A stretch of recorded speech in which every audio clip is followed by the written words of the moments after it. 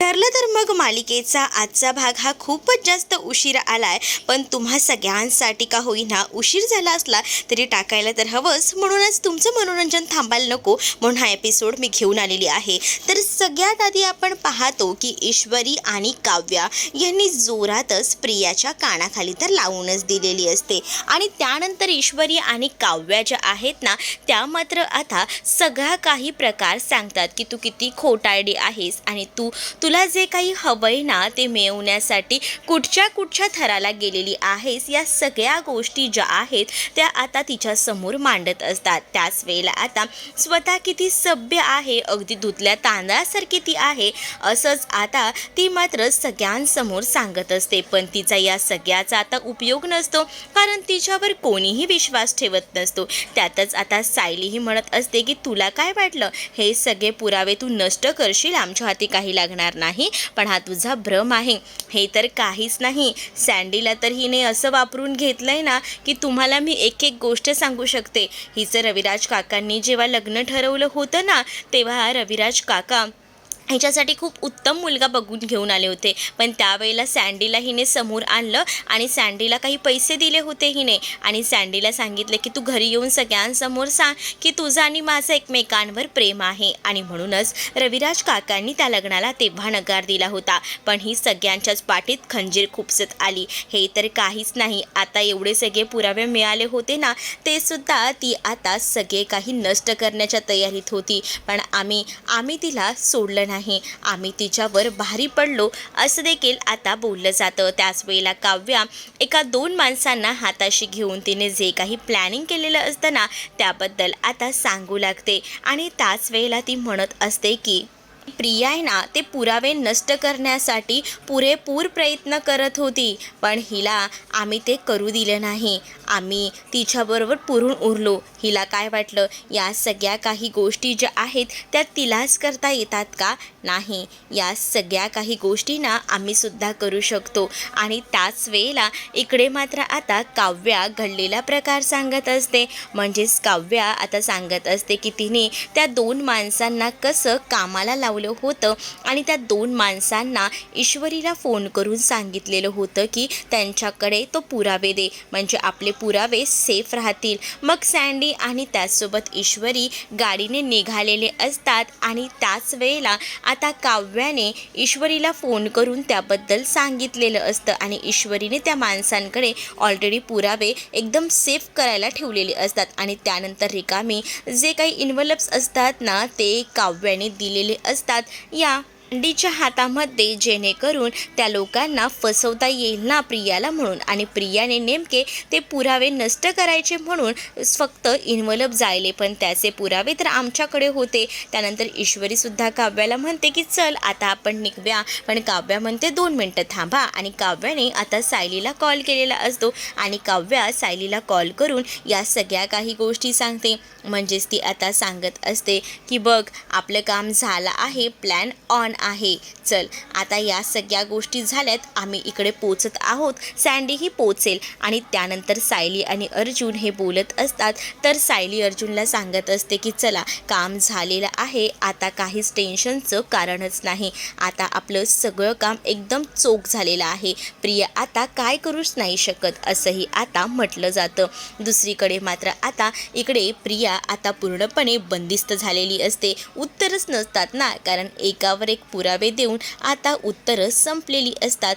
तोंडावर काहीच बोलण्यासारखं राहिलेलं नसतं आणि त्यामुळेच ना याची बोलती बंद असते. पण दुसरीकडे मात्र आता काव्यासुद्धा तिला पुरून उरत असते. मग आता अश्विनला सगळीजणं सांगत असतात की हिच्या भोळेपणावर जराही विश्वास ठेवू नका, हिच्यावर विश्वास ठेवण्याच्याही लायकीची नाही आहे असंही आता म्हटलं जातं. त्याच वेळेला अर्जुन म्हणतो की हे तर काहीच नाही, हे सगळे लग्नाआधीच्या अफेअरचं बोलतोय, लग्नानंतरचे अफेअर्स माहिती आहेत का, ही तर पक्की पोचलेली आहे. प्रत्येक वेळेला ना सगळ्यांना कसं मॅनेज करायचं ना ते बरोबर प्रियाला कळतं. मग आता घरातल्यांना अर्जुन म्हणत असतो असतो की तुम्ही ह्याला ओळखलं नाही का? मग आता घरातले म्हणत असतात की नाही, आम्ही तर नाही ओळखलं. आणि त्याच वेळेला अधिराजची ओळखच खरं तर अर्जुन करून देत असतो. म्हणजेच आता अर्जुन म्हणत असतो की तुम्हाला माहीत नाही का, कॉलेजमध्ये असताना माझा एक मित्र होता अधिराज. म्हणजे एकच वर्ष आमची ती फ्रेंडशिप होती, पण ती फ्रेंडशिप आपली खूप चांगली होती. आणि त्याच वेळेला हा 2दा-3दा घरीसुद्धा आला होता, तुम्ही बहुतेक विसरताय. आणि त्याच वेळेला हो, नाटकात काम करायचा तो का, असं प्रताप म्हणतात. त्यावर आता लगेचच अधिराज म्हणतो की हो, तोच मी तोच आहे. मग आता मी म्हणूनच तर कामासाठी म्हणून का होईना मी आलो. मला माहिती होतं की अर्जुनला मला मदत करायची आहे, अर्जुनसाठी ना मी काही करू शकतो, असं देखील आता म्हटलं जातं.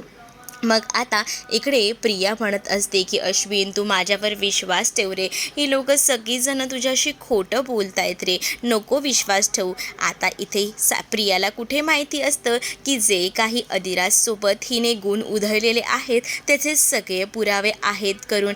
आता या सगळ्या गोष्टी माहीतच नसतात, पण आता पुराव्यांसकट अधिराजने सगळं रेकॉर्ड केलेलं असतं, त्यामुळे अधिराजकडे या सगळ्याचे पुरावे असतात. अधिराज म्हणत असतो की थांब, तुला मी एक दाखवतो.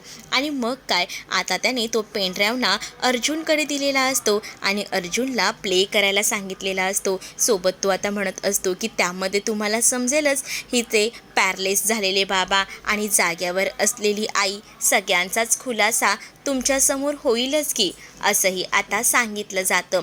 मग काय, इकडे आता अस्मिता म्हणत असते काय म्हणजे हिने असं सांगितलंय तुला?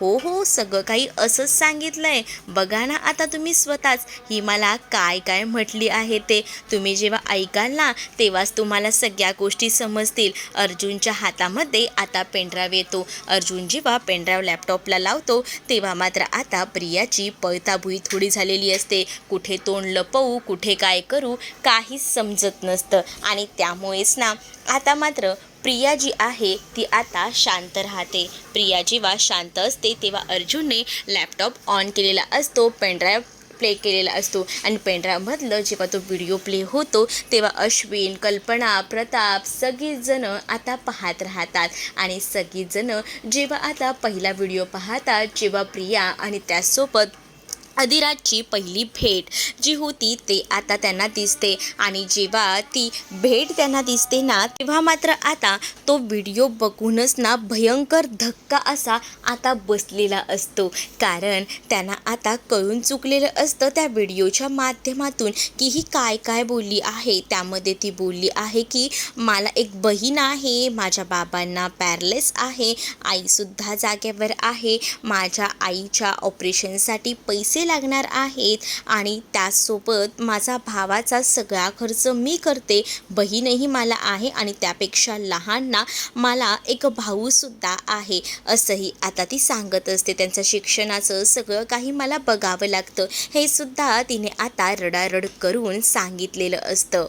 एक गोष्टी ऐकून ना अस्मिता त्याचसोबत कल्पना यांना इतका राग येत असतो की बाप रे, त्यांनी कधी असा विचारही केला नव्हता की एवढीही पोचलेली निघेल. पण हे एवढं बेकार झालेलं असतं ना, हे तर हे परत तिने त्याच्याकडनं 4 लाख 5 लाख असे पैसे घेऊन जवळजवळ 10 लाख रुपये घेतलेले असतात. आणि त्यानंतर मात्र ती आता सांगत असते की माझ्या नवऱ्याकडनं सुद्धा मला त्रास आहे. हे सुद्धा जेव्हा आता ऐकायला भेटतं ना तेव्हा मात्र आता या सगळ्या गोष्टी ऐकून अस्मिताला राग येतो. कारण अस्मिताला माहिती असतं अश्विन दारूला स्पर्शही करत नाही, पण हिने अश्विनबद्दल सुद्धा किती खोटं सांगितलंय. म्हणजे अश्विनबद्दल हिने सांगितलंय की हा दारू पितो, हा मला मारतो, का तर फक्त पैशांसाठी इतक्या खालच्या थराला गेली असेल ना, असं कधीच वाटलं नव्हतं. इतकी खालच्या थराला जाऊन वागतेस काय, हे काय? अश्विनही आता इतका भडकतो, त्याला खूप जास्त रडायला येत असतं.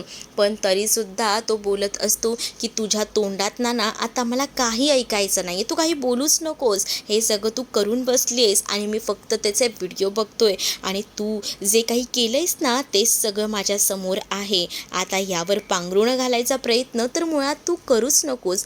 हे देखील आता अश्विन सांगत असतो. पण तरीसुद्धा इकडे प्रिया मात्र तिच्या परीने प्रयत्न करत असते. ती सांगत असते, प्लीज प्लीज अश्विन ऐकून तरी घे ना रे, काय म्हणायचं आहे ते. अश्विन असं नको ना रे करू, प्लीज ना रे अश्विन, मला समज, असंही ती म्हणत असते. पण त्याच वेळेला मात्र आता कल्पना, तिला तर आता एकदमच घाण वाटत असते. म्हणजे ही मुलगी म्हणजे काय, म्हणजे किती मुलांना हिनं फिरवलंय आणि ही किती घाणेरडी आहे, या सगळ्या काही गोष्टी ना आता सरळ आणि स्पष्ट दिसत असतात.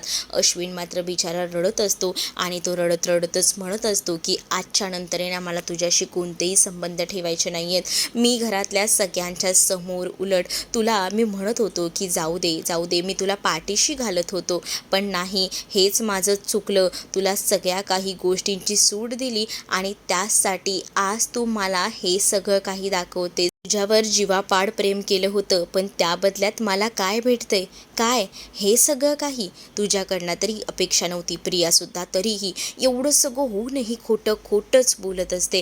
ती म्हणत असते की अरे तू सायली अर्जुनवर विश्वास ठेवू नकोस, ते तुला फसवतायत, तुझ्याशी खोटं बोलतायत, खरंच मी सांगते ऐकून तरी घे. पण तरीसुद्धा आता काही म्हणून काही ऐकायला तयारच नसतात. पण दुसरीकडे मात्र हे तर होतच असतं.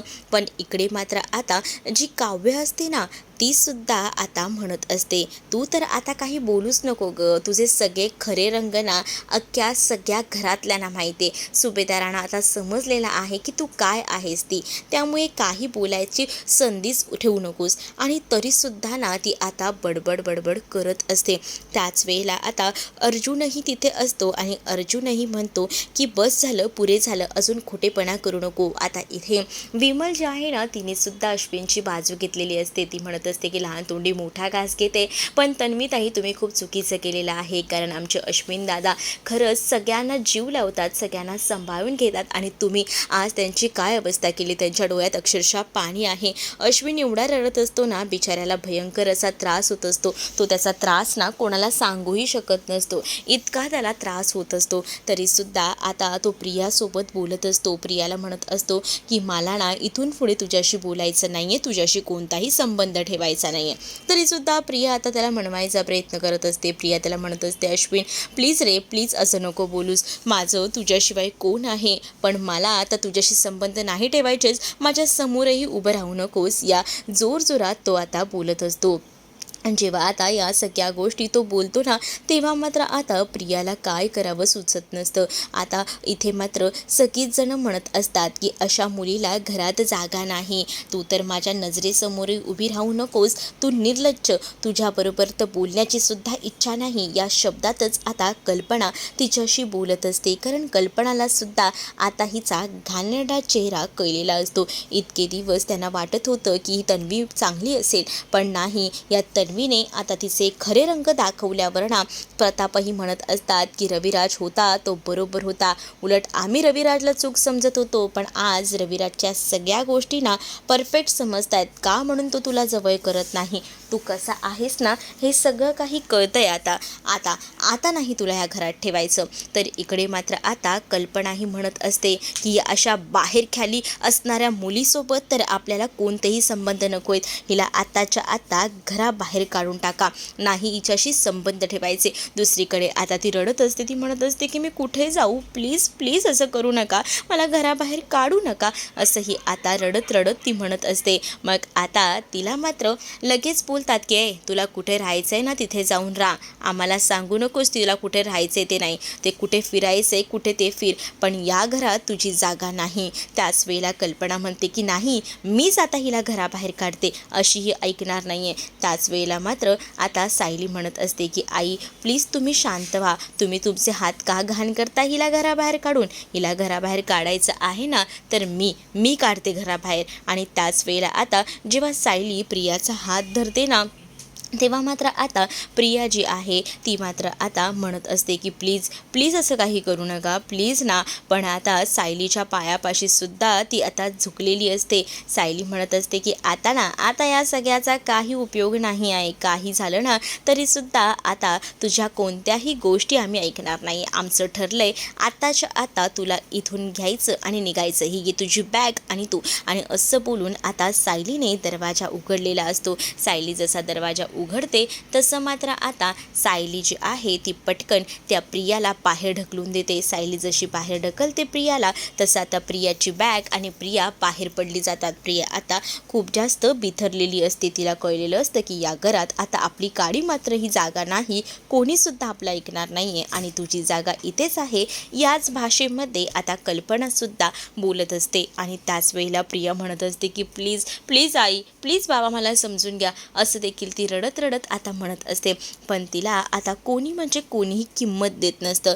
तिला आता सरळ कल्पना म्हणते की तुझी जागा ना हीच आहे. हे तर आम्हाला केव्हाच कळलं असतं ना तर तुला काढलं असतं, पण तुझ्यासारख्या मुलीसोबत ना बोलायची सुद्धा इच्छा नाही आहे. तुझी जागा इथेच आहे. प्रतापही तिला म्हणतात आणि तू आमच्याशी बोलायचा, आमच्याशी संबंध ठेवायचा प्रयत्न करू नकोस. तरीसुद्धा हात जोडून आता प्रिया दाराबाहेरच उभी असते. मला एकदा माफ करा, माझ्याकडनं चूक झाली, असं देखील रडत रडत ती म्हणत असते.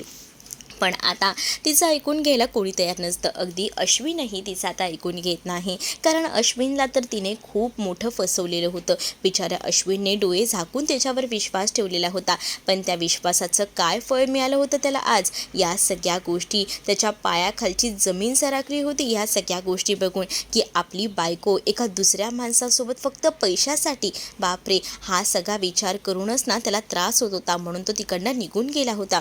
पण दुसरीकडे आता इकडे काव्या, ईश्वरी ही लोक जी असतात ना ती मात्र आता म्हणत असतात की बरं झालं, तुला जे आधी करायला हवं होतं ना ते आता झालेलं आहे. पण एका अर्थी बरं झालं, तू असं म्हणतात नाही का, माणूस कितीही जरी चुका करत असल्या ना तरी त्याचं प्रायश्चित्त हे मिळतंच. पण दुसरीकडे मात्र आता अस्मिताला सुद्धा राग येत असतो. अस्मिता म्हणते की मी सुद्धा चुकले होते, कधी काही तू माझी मैत्रीण होतीस, अगदी जीवाभावाचे संबंध होते आपले, आपण सगळं काही प्लॅनिंग करून करत होतो, पण त्यानंतरही मी सुधारले. पण तू सुधारायचं नाव घेतलं नाही आणि तू ज्या घरात जाशील ना त्या घराचं वाटोळं करशील, ज्या घरात पाऊल टाकशील ना त्या घराची पूर्णपणे उद्ध्वस्त करशील ते घर. पण हे घर आता तुझं नाही, या घरामध्ये तुला जागा नाही, तू आता तिथेच चांगली दिसतेस. या भाषेतच आता अस्मिता रागारागात बोलत असते. अस्मिताचा आता पारा चढलेला असतो. अस्मिताने सुद्धा आता प्रियासोबतचे सगळे संबंध संपवून टाकलेले असतात. तर इकडे मात्र आता सायली म्हणत असते, बघितलंस का, खरं तर ना तुझं हे मरण इतक्यात तरी नाही आहे ग. खरं तर ना तुला थोडं थोडं करून आम्हाला मारायचं आहे. हे असं डायरेक्ट मारून उपयोग नाही आहे, कारण आम्हाला माहिती आहे ना तुझं हे अजूनपर्यंत संपलेलं नाही आहे. तुला थोडं थोडं मरण द्यायचं आहे. रोज थोडं थोडं मरण दिलं ना तेव्हा खरं तर आमच्या सगळ्या गोष्टींचं आज खरं अर्थाने प्रायचित्त आम्हाला मिळेल, सुख मिळेल खऱ्या अर्थाने, असं देखील सायली आता बोलत असते. दुसरीकडे आता खरं तर काव्या आणि त्यासोबत ईश्वरीने जे काही काम केलेलं असतं त्याचं मात्र आता अर्जुन कौतुक करत असतो आणि अर्जुन म्हणत असतो की खरंच सायलीच्या दोन्ही मैत्रिणी म्हणजे सगळ्याच मैत्रिणी ज्या आहेत ना त्या प्रत्येक प्रसंगात उपयोगी पडतात आणि तुम्हीसुद्धा तशाच. म्हणजे जेव्हा आम्हाला गरज लागली ना तेव्हा तुम्ही अचानकपणे धावून आलात आणि आम्हाला ऐनवेळेला मदत केली, त्यासाठी खरंच म्हणजे खरंच थँक्यू, असंही आता काव्याला आणि ईश्वरीला अर्जुन बोलत असतो. त्याचसोबत अधिराजला सुद्धा अर्जुन बोलत असतो की आमच्यासाठी वेळात वेळ काढून आमच्यासाठी एवढं तू सगळं केलंस, एवढं सॅक्रिफाईस केलंस, किती काय काय केलंस, तुझे आभार मानावे तेवढे सुद्धा कमी आहेत, असं देखील आता अधिराजला बोललं जातं. अधिराज म्हणतो की पुन्हा काही जर काही करायचं असेल ना, हिच्या बाबतीतला निकाल लावायचा असेल तर मला बिनधास्त आवाज दे, मी तुझ्यासाठी कधीही हजर असेल, असं देखील आता अधिराज जो आहे तो अर्जुनला बोलत असतो. आणि त्याच वेळेला प्रिया रागातच बघत असते, कारण प्रियाला कळलेलं असतं की ती खूप मोठ्या संकटात अडकलेली आहे. तिला जिथे किंमत होती आता तिथेच तिला शून्य किंमत भेटलेली आहे. एवढे दिवस जे काही तिचं नाटक चाललेलं होतं, गोडी गुलाबीने वागायचं, ते सगळं भांडं आता फुटलेलं असतं आणि त्यामुळेच आता प्रिया बाहेर उभी असते. तर प्रियाला मात्र आता अर्जुन आणि सायली काही केल्या आतमध्ये घेत नसतात. त्यानंतर आता प्रियाला ते म्हणतात की सरळ तुझी जागा हीच आहे. आणि त्यानंतर मात्र इथे काव्या, ईश्वरी आलेली असतात, अधिराज आलेले असतात, सँडी, सगळेजण जातात. सायली आणि अर्जुनसुद्धा आता प्रियाला चांगलं सुनावतात आणि तुझी जागा हीच आहे असं म्हणून आता ते दार लावून घेतात. जसं आता दार लावून घेतात तसं मात्र प्रिया जोरजोरात दार वाजवत असते. अश्विन प्लीज रे, अश्विन तू तरी मला समजून घे ना यार, ही लोक सगळीजण तुला खोटं सांगतायत रे, मी काय करू. आता असं बोलून बोलून ती रडत असते. आता मात्र तिचं आता काहीच कोणीच ऐकत नसतं, त्यामुळे तिला आता या घराबाहेरच थांबावं लागणार राहणार असतं. बाहेरच तिथे बसलेली असते, अगदी अशी ओढणी वगैरे पूर्ण गुरफटून घेतलेली असते, कारण तिला माहिती आहे की ही अशीच ओढणी घेऊनच आपल्याला आता दिवस काढायचे आहेत. आता ती म्हणते हे डास चावतायत की हे सुभेदार खरंच ना वैताग आलाय नुसता, असं ती म्हणत असते. आणि त्यानंतर आता तिच्या लक्षात येतं की नाही, या सुभेदारांना असं सहजासहजी सोडायचं नाही आहे, काही झालं तरी ह्यांची माफी मागायला हवी. हे घर मी असं सोडू शकत नाही, एवढं प्लॅनिंग करून मी इथपर्यंत आली, ते काय असंच सोडायला का, असा देखील ती आता विचार करते. एवढं सगळं होऊन सुद्धा ना कट कारस्थानं करायची काही तिची थांबत नसतात. म्हणजेच तिने आता ठरवलेलं असतं की सरळ जे आहे ते एकदम जे आहे ते करून दाखवायचं, ह्या लोकांसमोर यायचं, यांची माफी मागायची आणि पुन्हा घरात शिरायचं. हेच तिचं पहिल्यांदा पुन्हा डाव असतो. पुन्हा एकदा ती दार वाजवू लागते. सगळीजणं हॉलमध्ये जेवायला बसलेली असतात आणि त्याच वेळेला आता इकडनंही आवाज देत असते, म्हणत असते की प्लीज दार उघडा ना, मला भूक लागली, प्लीज आई, प्लीज तुला माझी दया येत नाही का गाई, प्लीज ना गाई, असं बोलून ती आता रडारड करत असते. इकडे मात्र आता सायली इथे कल्पनाला म्हणत असते की आई नका लक्ष देऊ, तुम्ही जेवा. कल्पना म्हणत असते खरंच ना माझं खूप चुकतंय, मीच अश्विनचं लग्न जे आहे ना ते या मुलीसोबत लावून दिलं, आज मला माझी चूक समजते. दुसरीकडे अस्मिताही म्हणते की अशा मुलीसोबत मी मैत्री केली, तिथेही माझी चूक झाली, मी खरंच तिच्यावर किती विश्वास ठेवला, तिच्यासोबत काय काय नाही गोष्टी केल्या, पण ह्या गोष्टींमध्ये ना आम्हाला आता पस्तावा येतोय. आता ना इकडे सायली जी असते ती मात्र आता कल्पनाला म्हणत असते की प्लीज आई आणि तुम्ही अस्मिताताई, तुम्ही काळजी करू नका, तुम्ही स्वतःला वाईट वाटून घेऊ नका, या सगळ्या काही ज्या गोष्टी आहेत त्या होत राहतील, पण तुम्ही स्वतःला त्रास करून घेऊ नका, तुम्ही जबाबदार स्वतःला समजू नका. अश्विन भाऊजींनी काहीच नाही सकाळपासून खाल्लेलं, असंही आता इथे सायली बोलत असते. आणि त्याच वेळेला आता इकडे मुद्दामून प्रिया रडत रडत धिंगाणा घालत असते आणि म्हणत असते की अश्विन तू कसा खाशील रे अश्विन, तुला माझ्याशिवाय जेवणही जात नसेल रे अश्विन, मला माहिती आहे. मग आता पुढील भागात पाहायला मिळतं की मुद्दामून नाही, ह्या लोकांनी दार उघडं ठेवलेलं असतं, अर्जुनने जाऊन अश्विनला समजावलेलं असतं. इकडे मुद्दामून ना आता अर्जुन जेव्हा जाऊन अश्विनला समजावतो तेव्हा प्रिया म्हणत असते की अश्विन तुझं प्रेम आहे माझ्यावर आणि म्हणूनच मी उपाशी, म्हणून तुला कसं तरी होतंय, तूही जेवत नाहीये. पण आता अश्विन सगळ्यांसमोर खाली येतो आणि डायरेक्टच तो प्रियासमोर जाऊन म्हणत असतो की मी कशाला उपाशी राहू, मी तर जेवायला आलोय, तुला असं वाटत असेल की मी उपाशी राहीन तर हा तुझा भ्रम आहे. आणि मुळात आहे ना मला काही फरक पडत नाही, मी पहिल्यांदा तुझ्यावर प्रेम करायचो पण आता नाही, मला काही फरक पडत नाही, या आवेगातच तो आता बोलू लागतो. त्यामुळे प्रिया सगळीकडूनच हरलेली असते. मात्र आता अश्विन सगळ्या काही गोष्टी विसरून जीवनासाठी म्हणून का होईना आलेला असतो. तर तुम्हाला हा भाग कसा वाटला हे नक्कीच मला कमेंटमध्ये सांगा आणि अशाच नवनवीन भागांसाठी आपल्या चॅनलला सबस्क्राईब करायला विसरू नका. चला तर मग भेटूया पुढच्या भागामध्ये, तोपर्यंत टाटा बाय. व्हिडिओ आवडला असेल तर लाईक करायला विसरू नका.